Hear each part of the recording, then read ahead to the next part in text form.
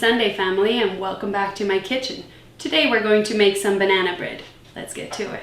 For the ingredients, we're going to need bananas, chia seeds, coconut flakes, flour, sugar, butter, eggs, salt, walnuts, and baking soda. First, we're going to soften the butter in the preheated oven. With the oven set at 350, we're going to add the butter so it melts. Next, we're going to mix 2 cups of flour, 1 teaspoon baking soda, and 1/4 teaspoon salt. Mix it all up.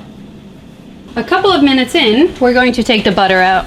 Now, the reason I put the butter in the form I'm going to use is because eventually you're going to need to butter the form.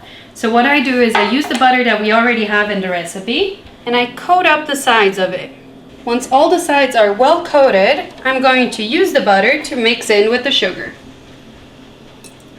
Now that it's fully coated, I'm going to add a little bit of the flour mixture. This is to prevent the banana bread from sticking to the sides. This is what it's supposed to look like once it's all coated in flour. Next, I'm going to add the sugar to the butter and mix it all up.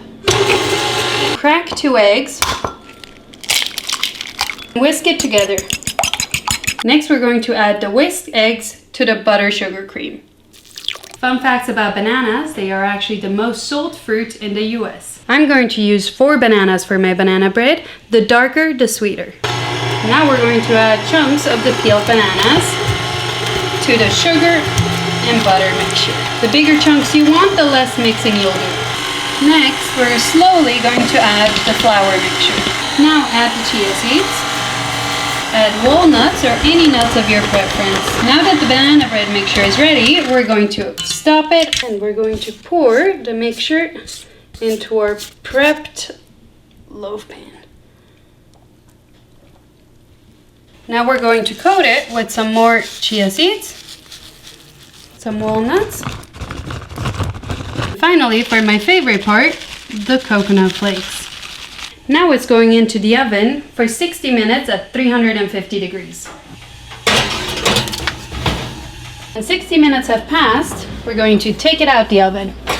With the help of a spatula, make sure nothing's sticking to the loaf pan.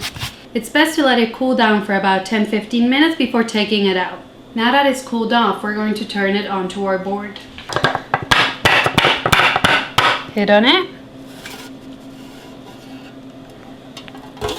Put this to the side, and now we're going to turn it carefully. There we go. I always recommend cutting off one side and keeping this all the way to the end so you keep moisture in.